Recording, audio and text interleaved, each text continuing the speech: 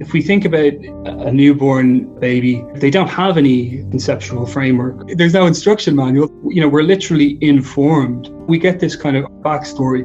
I am a human being. This is a world in space and time. It's not that there's anything wrong with them per se. It's just that they're kind of myopic. They're kind of just very limiting, and we can start to feel a bit trapped. Whatever motivations arise to start questioning that, something that destabilises your knowledge. You're moving out of a very heavily invested set of beliefs into a position of unknowing. You're seeing that, like any belief system, is just purely speculative.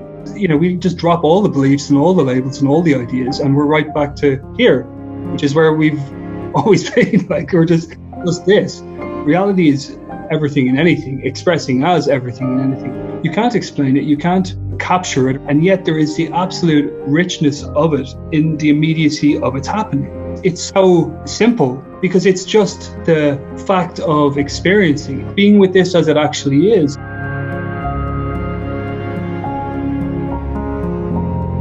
Nic Higham here from nisargayoga.com. Welcome to another episode of the Nonduality podcast. Paul Dobson is here with me again today, and our guest is Cormac Doherty.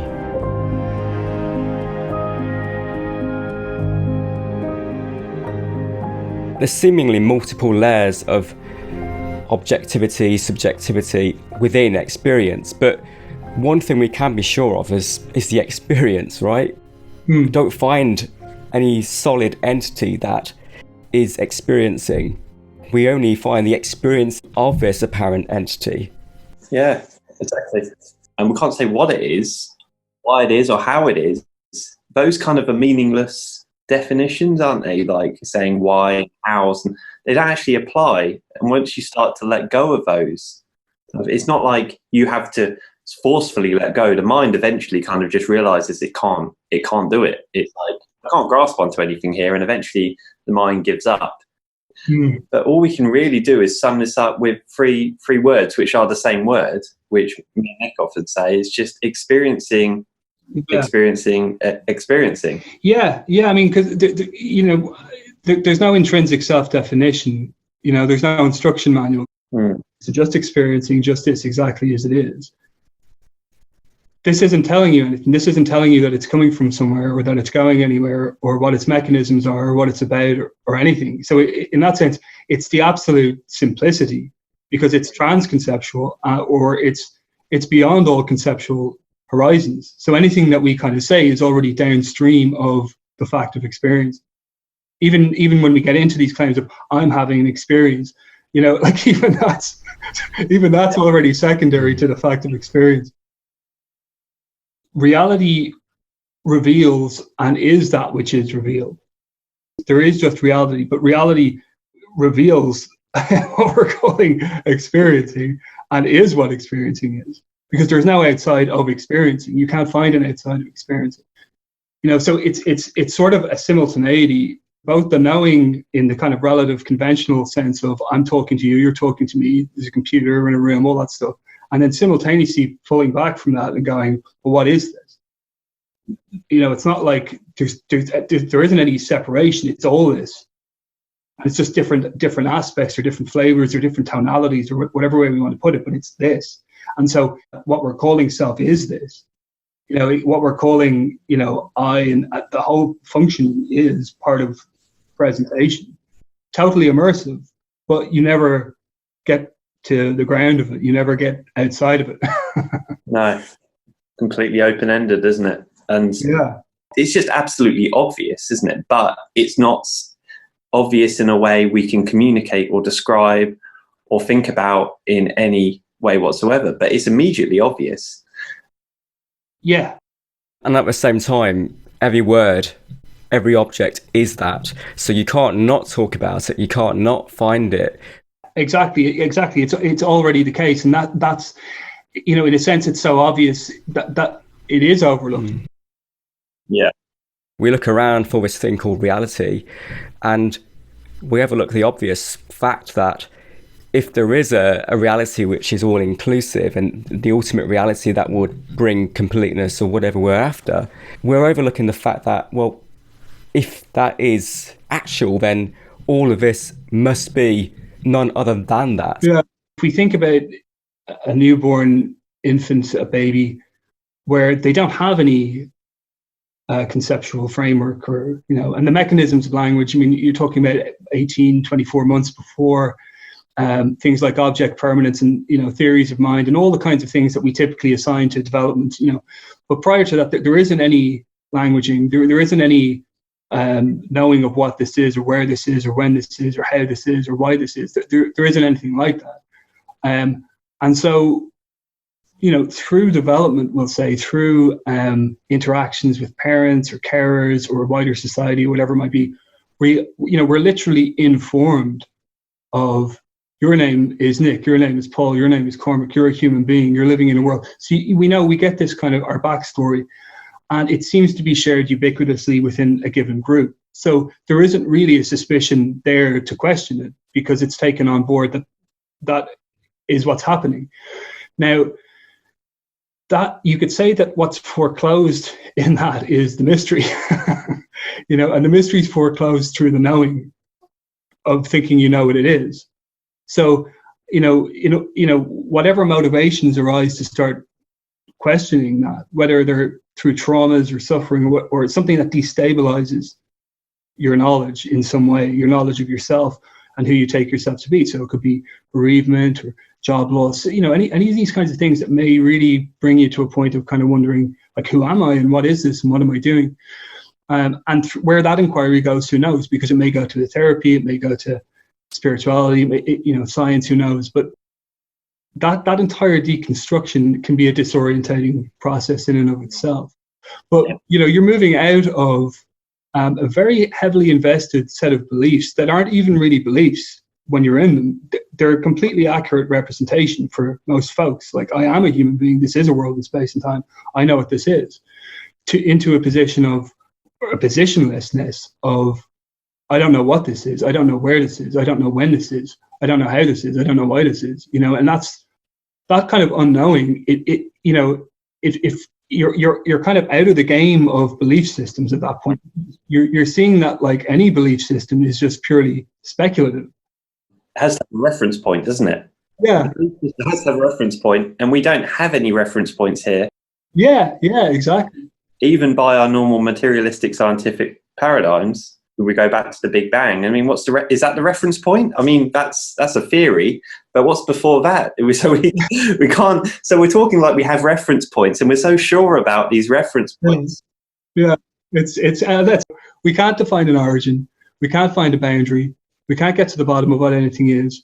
We don't know what the mechanism is. We can't get hold of anything because it's a morphing target. It's completely moving and shifting and dancing. So, to say it's a mystery wouldn't be untrue. You realise that there's nothing that can be held on to anyway. Yeah. So it's not even about letting go. There's nothing to hold on to in the first place. But then it's amazing, isn't it, how the mind then says, but how do I let go of thinking that there is something to let go of? yeah, absolutely. It kind of rapidly reconstructs something once a construct is seen through. Beliefs can be so heavily invested that they're not even really seen as beliefs. They're completely legitimate representations of what's occurring. So the mind, the functioning of mind to trying to organize experiencing, we'll say, by labeling and categorizing distinctions and interpretations and belief in those interpretations, that functioning doesn't, I mean, my sense of it is that functioning doesn't cease, because that is the functioning of whatever mind is. So it will kind of continually throw up, like, hey, what about this? Or, but when you kind of see that, it doesn't arrive anywhere. It's never going to hit a kind of oh, got it, that's it, I'm done. It's seeing that it doesn't hit that at all. It just keeps going on and on and on. It's just an endless series of assumptions. I suppose experientially it can seem as if there's a sort of loosening or a bit more clarity, but it can't be about change or self-improvement, self-development, although that will happen as well if it happens. Yeah. Whatever it is here, all of this is nothing other than the same life, the same reality, just in that moment, temporarily expressing itself as that. Yes, yeah, exactly. And reality is everything and anything, expressing as everything and anything, and that's a vast spectrum, from what we're calling joy to what we're calling suffering to, the entire show.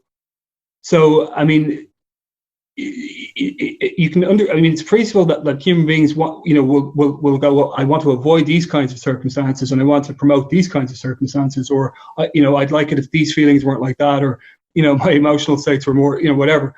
Sure, I mean, you can understand there is that element, but in actuality, when you're kind of peering into this, you're realizing, but all of that is the expressive functioning.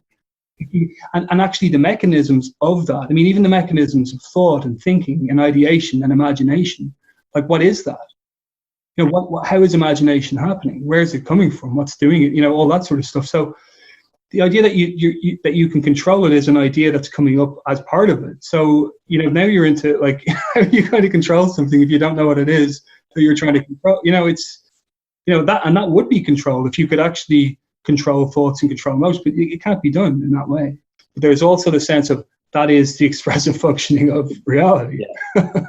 Yeah. So, and it's what it is, so you kind of, the idea of trying to fix it or change it or get rid of it, just, leave it alone, let it be, sort of thing. It is what it is. You're seeing clearly that is the expressive functioning. It's not against it. It's not two forces against each other, is it? It's working. It's like two trains going along, simultaneously along the same track of reality. It's not, they're not bashing into each other. They don't need to. It's, you can have both modes going on at the same time. You can completely be a person in the world.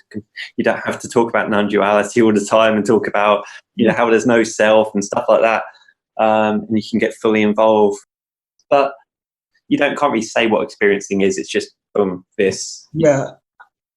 You go through this kind of deconstruction and it's like, and now what? Because it's always just, experiencing is just always moving on. So there's no position to retain in it. So you never, you kind of look back then at maybe the inquiry that you've gone through for 10 years or whatever it might be, and you come out of that kind of going, what was that about? You're just into the unfolding of experiencing as it is. You're unlikely to get stuck into a belief system. You're unlikely to enter in these weird arrangements of gurus. All of that's kind of done now. You're just sort of moving through this as it is.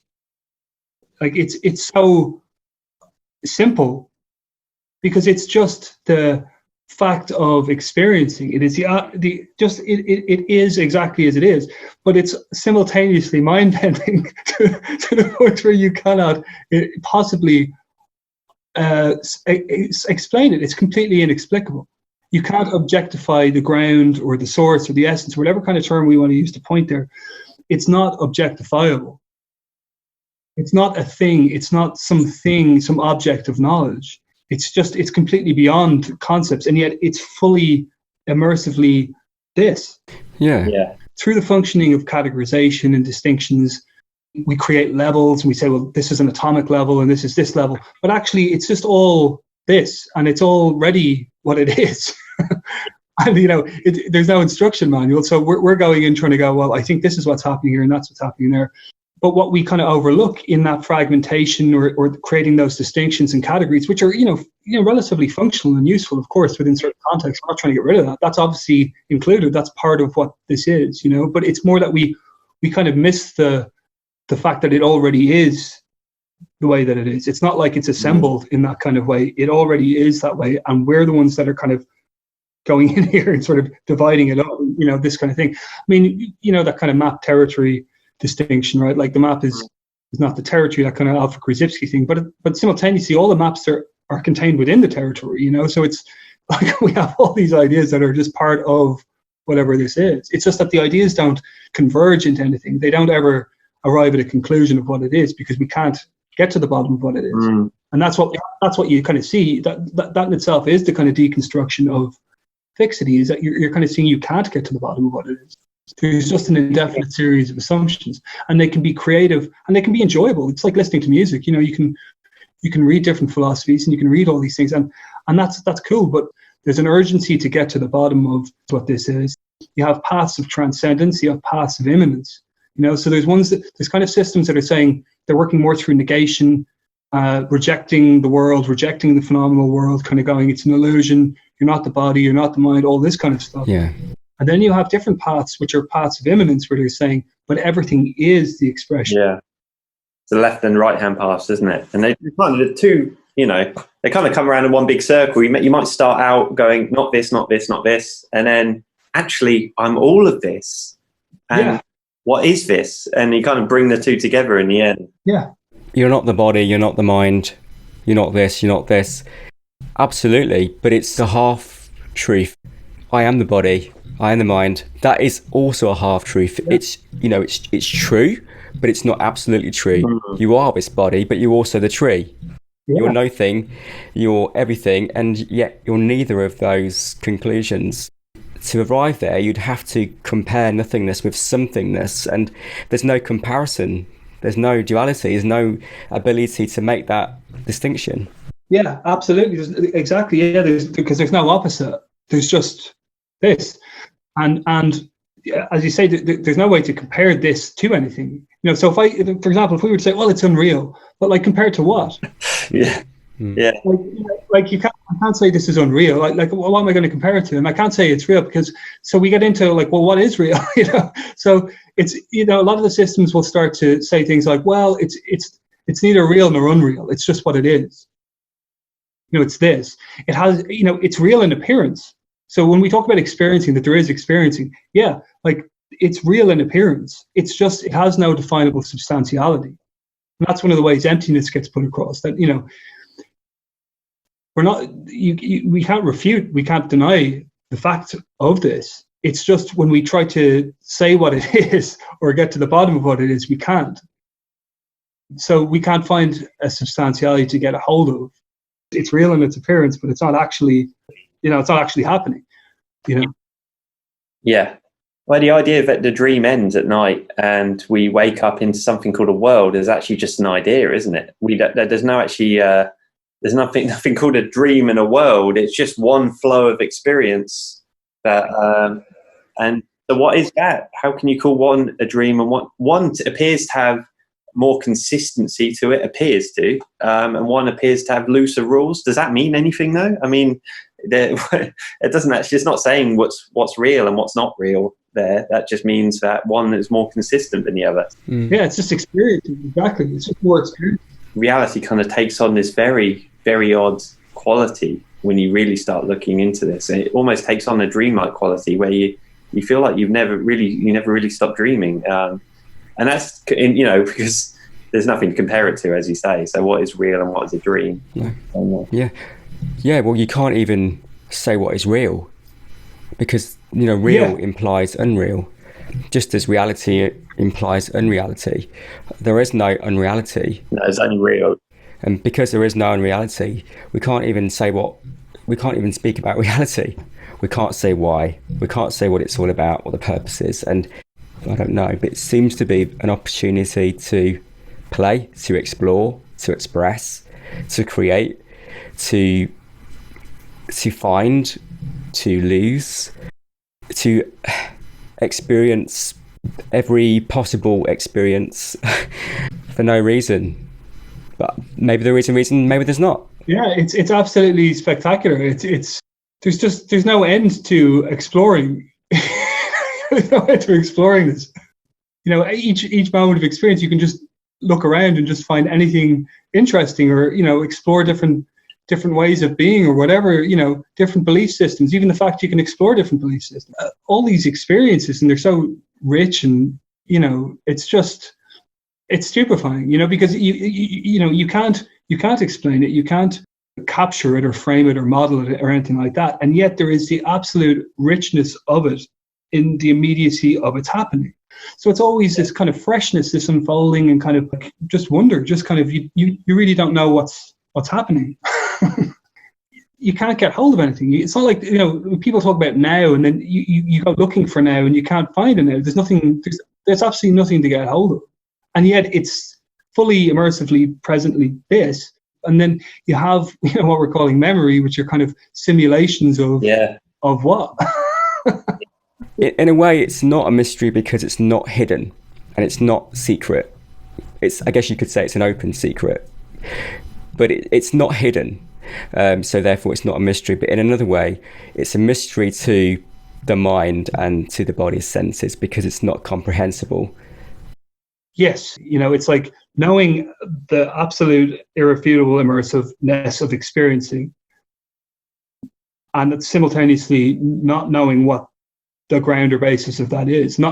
But it's not like the ground or basis is somewhere else and we're something else. I mean, we're saying that this is reality, but it's just the way in which it is that there's this unobjectifiable aspect, let's say, that we call source or essence or whatever, but it is this. It expresses as this. It's fully and completely this, and it's both changing and unchanging. We can't in any way get to the bottom of what that is. No. I mean, what this is about really is just getting really unbelievably simple about everything, isn't it? You haven't experienced anything outside your experience ever. There's only here. The there is in the when you get there, you're here. So it's yeah, it's a journey from here to here. What is happening right now? What can I say for absolutely sure right now? Experience is happening. Experiencing is experiencing, and that's all I can say. I don't need to believe that I'm having an experience, or experiencing is happening, let's say. It's not a belief. It doesn't even require, it's so simple, it doesn't even require an explanation. The givenness is just this. What we're pointing to here has no intrinsic self-definition. You can't stop it. You can't start it. You can't escape it. It's not a thought. You don't think your way into this. It just is. It's so raw and immediate. It's a wordless fact. It's just boom. And it's like, yeah, it is. Yeah. The thought of not finding it, not being it, the thought of, sometimes I can see it, sometimes I get lost in my story, sometimes I get lost in the character, and then I have to kind of find it again. It's all that as well. It's the losing, it's the finding, it's the thinking, it's the feeling, it's the dropping, it's the holding on. It's all that without any intervening space or substance or barriers or divides or distance. It exists immediately, and because of that fact, all must be that unnameable, that indefinable isness. Yeah, exactly. Because what we're seeing by looking at thoughts and feelings and emotions and body as functioning, what we're noticing is that to say functioning is to say spontaneously functioning, is to say there's not somebody pulling levers doing this. This is the natural, this is kind of nature or life, whatever you want to put it. Like, this is its natural functioning, natural expression on its terms, if you want to put it that way. So, reality reveals, as we said, reality reveals and is that which is revealed. So no phenomena can't be doing themselves. They aren't inventing themselves, and they aren't making themselves happen. So you see, at that point, we're collapsing into what is experiencing what. It's being with this as it actually is, and as it's unfolding dynamically, and responding to what's showing up as it's showing up. It's almost like not making an enemy out of stuff that's going on for you, because that's where you're going to get tangled up in sort of, I need to change this and I need to get out of that and whatnot. But just letting it flow and seeing that the way it is that it is always flowing, and you can't hold on to it anyways. The sense of fixity, the sense of having a position of, I am this person, I begin and end with this is what I am, and life is about getting somewhere, and I better succeed, and all of these kinds of ideas can be, it's not that there's anything wrong with them per se, it's just that they're kind of myopic, they're kind of just very limiting, and we can start to feel a bit trapped, there's no acceptance. It's just that this is as it is. It really is as it is. We're looking for something other than this, or there's got to be something more than this, or something behind this. And what's overlooked is that it is exactly this. This was always a compulsory movement, we'll say, of reality, of existence, because there's no option. There's nobody who could accept it or refuse it. It is as it is. It's just unfolding the way it's unfolding. A bird doesn't give itself a hard time for not having cracked the egg, or a tree sprouting through the ground. But humans, for some reason, we're like, I should be there. I should be a Buddha by now. It's just ridiculous, Yeah, absolutely. Yeah. We can just drop all of that. We just drop, like just momentarily, we just, if it's, we just drop all the beliefs and all the labels and all the ideas, and we're right back to here, which is where we've always been. Like, we're just this. And, it doesn't matter who's looking at it, whether it's through Zen or through science or psychology, like, it's always this is what's being explored and being chalked up in various ways. And that, but you can just drop all of that and you're right back to this. That river of life, or whatever you want to call it, is always flowing. That you can't step in the same river twice, for example. It's always being dropped. That that any moment of suchness, isness, and how it's appearing is automatically dropped, isn't it? It's inherently just loose and never grasped and absolutely ungraspable. Yeah, and that's why when we just are with experiencing as it is, just noticing the natural functioning of what we're calling thought, whatever thought is, feelings, sensations, textures as phenomena, as happening, and just noticing that, and noticing the way in which that is, which is to say, thought comes out of nowhere, it appears nowhere, where is it appearing? And then it's gone. It's just this ephemeral quality of experiencing, at just looking at your experiencing as it is, very lightly. Like, we're not trying to analyze anything here. We're not even getting into a concept about it. We're just like, wow, like, here's this phenomenal functioning. Like, just, what is it? How's that happening? That kind of thing. I mean, if you want to call it a responsiveness or a relaxedness or whatever, sure, but it's just to see that. Nothing else to it. Like, it's not more complicated than that. Yeah. Deconstruct everything. None of what we've said is actually what it is.